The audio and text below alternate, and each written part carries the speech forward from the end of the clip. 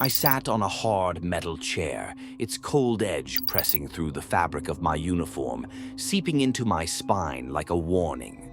Around me, my squad sat in silence, the only sounds the subtle rustle of gear and the occasional metallic scrape as someone shifted. Harrison, ever composed, sat with his hands clasped so tightly the knuckles had gone pale. Archer, our newest, youngest recruit, fidgeted only slightly, betraying nerves she thought she'd masked. Lee sat closest to the back, calm, calculating, unreadable as always. We were all seasoned, weathered by years of operations, but what brought us here tonight felt different. At the front of the briefing tent stood our commanding officer, a man whose face bore the erosion of too many hard decisions. His uniform was crisp, but fatigue clung to him like an odor. His eyes, usually a cold, neutral gray, twitched with something we rarely saw from him: discomfort. He cleared his throat once, his voice cutting through the tension like a blade. "Ladies and gentlemen," he began, his tone low and deliberate, "we're stepping into the unknown." Silence thickened. This mission concerns a teleportation experiment, classified off the books. What was meant to be a breakthrough has gone off the rails. What we have now is a rift.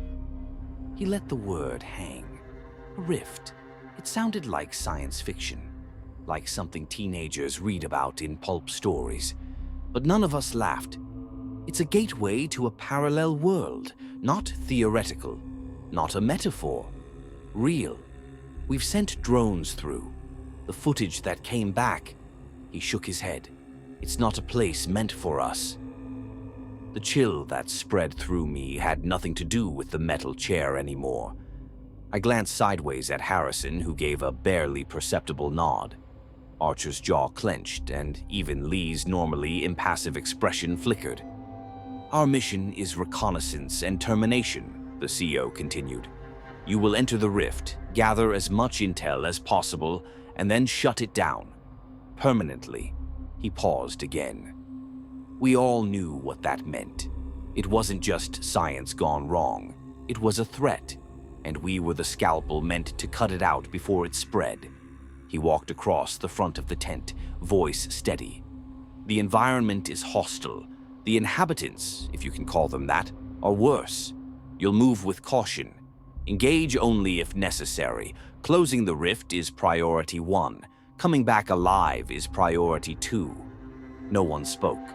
There were no questions to ask. We were soldiers. We knew better than to ask questions when the answers were only going to make the mission harder. "Very well," he said. "Dismissed." As we stood, I felt the first flood of adrenaline, the sharp hum that always came before a mission. It was instinctual now, but beneath it, deeper down, something unfamiliar stirred. Uncertainty. We were used to being the solution, the sharp end of the stick. But this time, we weren't facing insurgents or mercenaries. We were walking into the unknown with no idea of what might be waiting on the other side. The armory was waiting. The clatter of gear and weapons against the walls broke the stillness in my head. Harrison was already at his station, checking the sleek, matte black finish of his rifle. He moved with mechanical precision, breaking the weapon down and reassembling it like he had 1,000 times before. Archer was by the explosives rack, methodically loading her vest with grenades and DEET cord. Her hands were steady now, fear buried under focus. Good. She had it in her. I moved to my station. My body armor slid on like a second skin. It was heavier than it used to be, or maybe I was just older. The ceramic plating and reinforced mesh hugged my torso, familiar, grounding. My helmet's HUD flickered as it synced. Thermal, night vision, biometric tracking. All standard, but this wasn't a standard op. Lee sat hunched over a portable tech station, calibrating the scanning devices we'd need once we were through the rift. Every soft beep, chirp, and whir was another lifeline against the dark. "Check your gear. No room for error," I said, loud enough for all of them to hear. The responses came quickly. Ready. Affirmative. Good to go. The routine was comfort. We needed that. Our kit was top of the line. Weapons equipped with smart targeting, magnetic recoil suppression, integrated optics. The boots on our feet could grip a sheer rock face. It was the best humanity had to offer. But I couldn't shake the feeling that none of it would matter where we were going. Remember, I said, meeting each of their eyes. Stay sharp, stay close. We watch each other's backs. They nodded, and that was enough. We were ready. Or as ready as anyone could be to step off the map. We moved out in formation, tight, clean, efficient, past security checkpoints, through the reinforced corridors of the research facility. The deeper we went, the quieter the air became, as if even sound didn't want to disturb what we were about to do. Then we reached it. The rift. It pulsed at the center of a sterile chamber, ringed by servers, containment scaffolding, and walls of reinforced glass. Scientists in white coats watched us from a distance, their eyes flicking between us and the anomaly, like they weren't sure which was more dangerous. The rift itself shimmered with a light that didn't make sense. Indigo and violet, colors that moved like liquid and static at the same time. It hummed, not with sound, but with presence, like the room was breathing wrong. Comms check every 5 minutes once through, I reminded the team. Don't assume anything works the way it should in there. Thumbs up, nods, clicks of safety switches disengaging. We stepped forward. Crossing the threshold felt like falling into ice water while being crushed by pressure. A sensory overload that made my ears ring and my vision blur. Then suddenly, we were through. The silence hit first, then the smell. Metallic, organic, wrong. We were in a lab like ours, but distorted. Bent walls, overgrown machines, strange glowing vines creeping from the ceiling like veins. Shadows shifted too slowly. The air felt thick. And the light, it didn't illuminate, it just existed, casting long, unnatural silhouettes. Status report, I said. All green, Harrison replied. Ready to move, Archer added. Systems functional, Lee said. I took a breath, steadied myself. This was real. We were here. And whatever this world was, it didn't want us in it. We moved in formation, weapons up, eyes scanning every inch of this twisted echo of our own world. We didn't know what waited deeper inside, but we would find out, and we would finish what we started. The air was thicker the farther we moved from the rift site, as if the world was pushing back against our presence. The lab behind us had been a distorted version of home, but out here, beyond its walls, the landscape unraveled into a nightmare that barely pretended to mimic reality. Buildings loomed at wrong angles, gravity seemed inconsistent.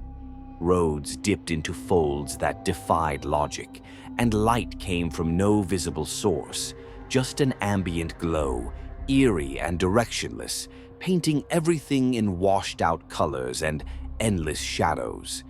We advanced cautiously through the warped remains of what once might have been a city. Every street corner was a potential ambush point, every alley a black mouth waiting to devour us. The HUDs in our helmets flickered as they tried and failed to stabilize a reliable map. Our equipment, built for war zones across the globe, wasn't ready for this.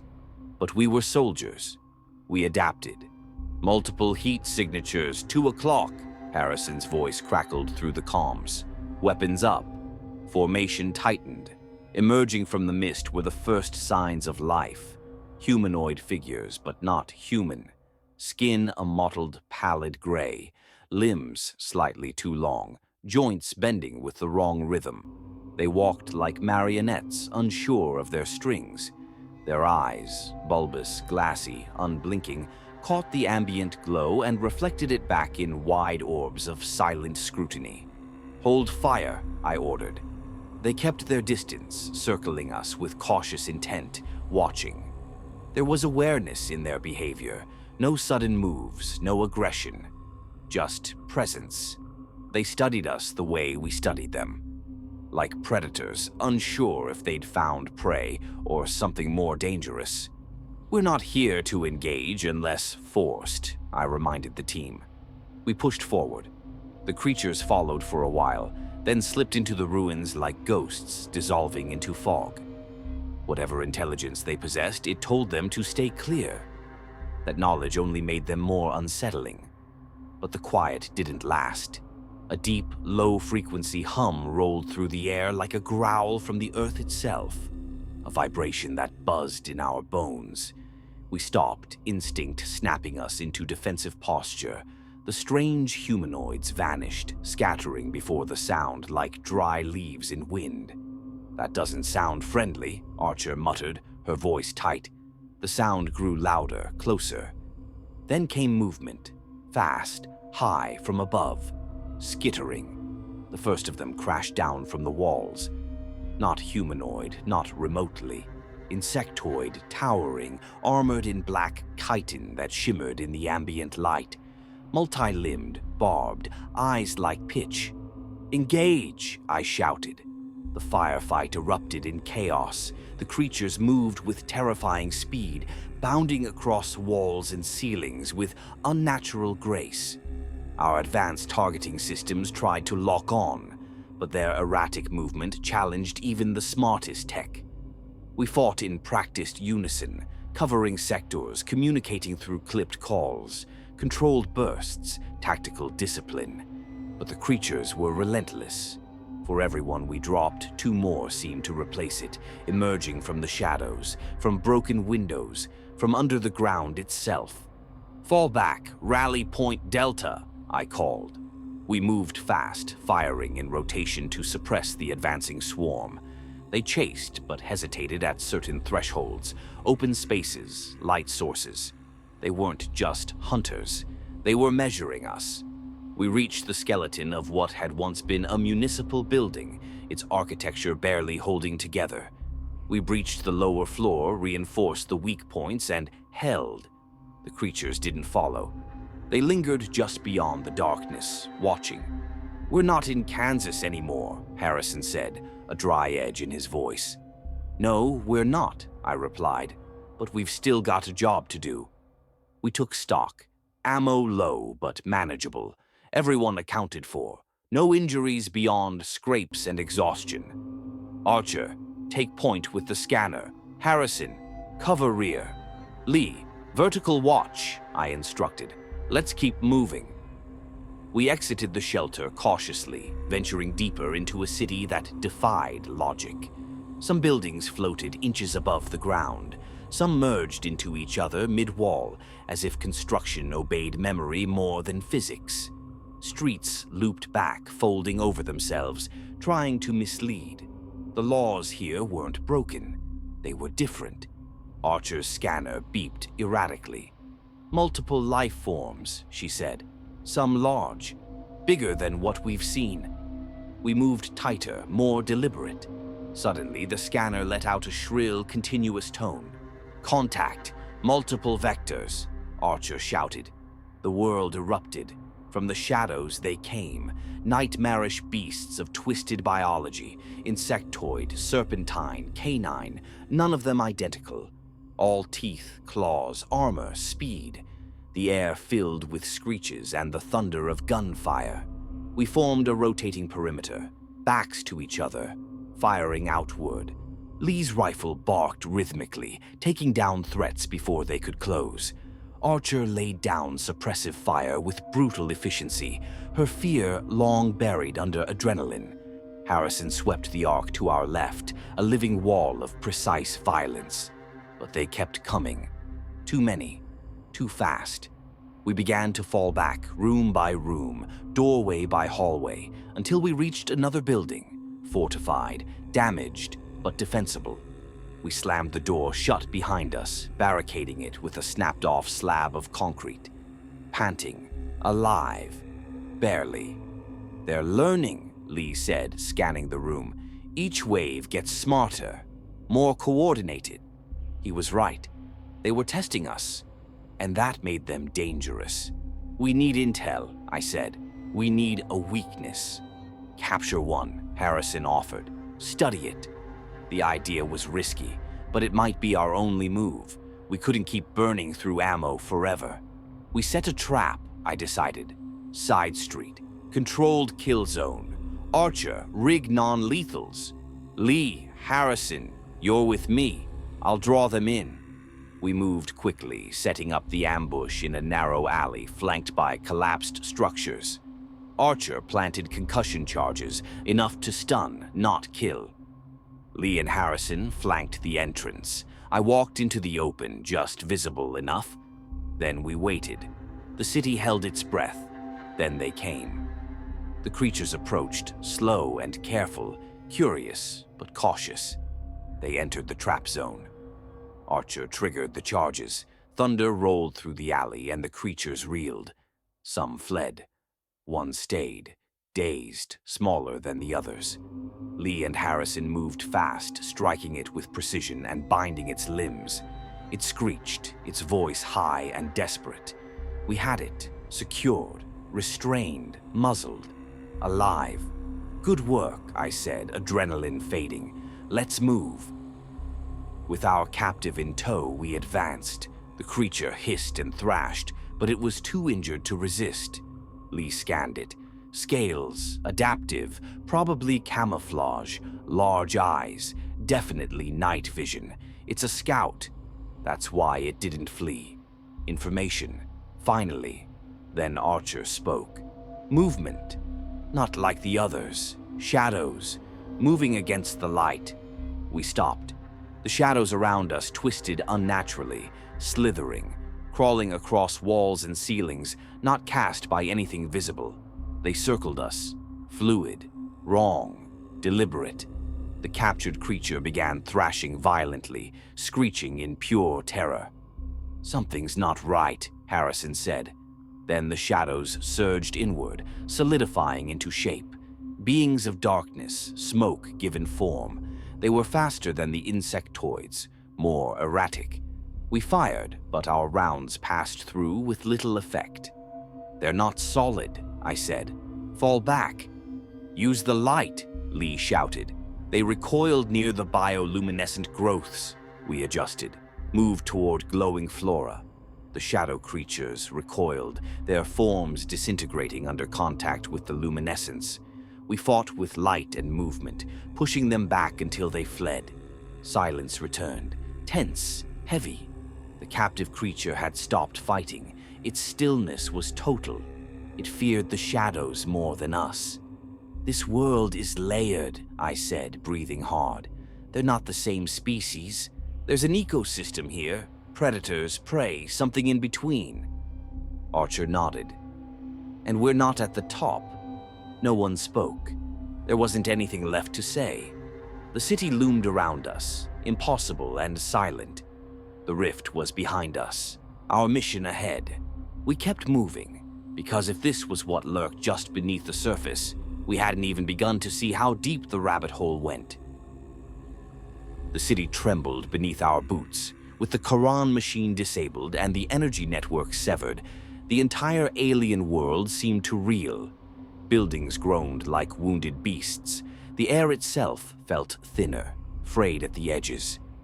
We moved fast, every step laced with urgency, every breath aware that the rift was unraveling but not yet gone. Archer led us through the twisted streets, clutching the alien device we'd stolen. It pulsed erratically now, no longer a stable beacon but a desperate flicker, fighting to stay alive. Around us, the world pulsed with invisible tremors. The sky above fractured in quiet, impossible ways, splinters of violet light breaking through the clouds. "We're close," she called out, breath sharp. "The rift's destabilizing, but it's not shutting down." I didn't slow down. "Then we finish it." When the rift came into view again, it was worse than before. It had bloated. No longer a clean elliptical portal, but a swirling, violent wound in the world. Chunks of the surrounding street floated toward it, ripped from the ground like debris in a tornado.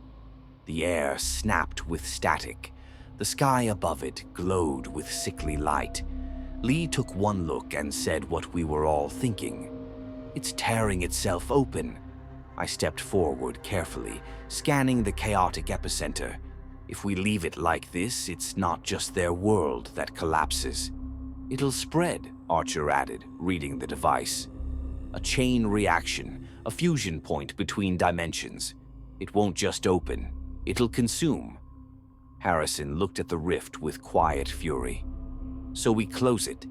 Now, whatever it takes." We didn't need to discuss it. We knew the risk. We knew there might not be a way back.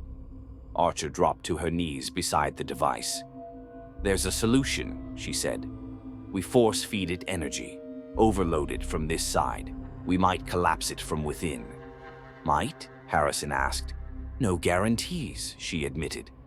"But it's the only shot we've got." I looked around.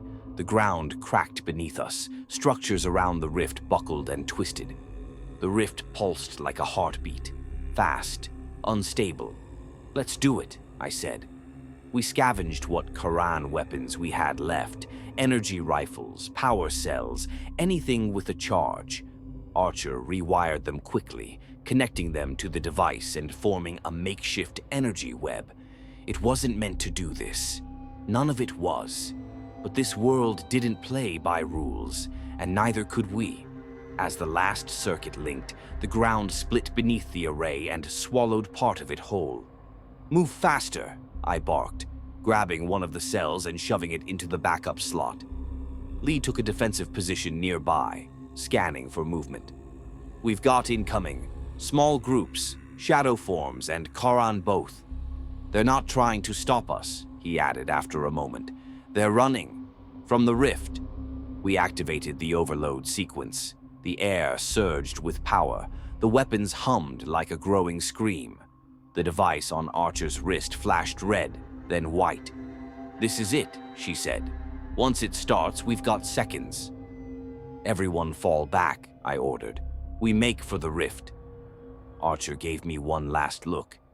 "If we go through before it collapses, we might make it back.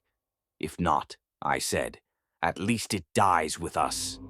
The rift howled. The overload began. We ran. The street cracked and convulsed beneath our feet as the energy cascade began. Light shot from the array in arcs, slamming into the rift. It recoiled, its edges folding in, violently resisting collapse. Lee went first, diving into the blinding light without hesitation. Then Harrison, gritting his teeth, wounded but unyielding. Archer turned to me. "Go," she shouted. I hesitated. Just for a second. I looked back at the city behind us, at the skies, at the strange, impossible world we had invaded and survived, and then I jumped. We crashed back into our world like falling from a dream we couldn't wake from.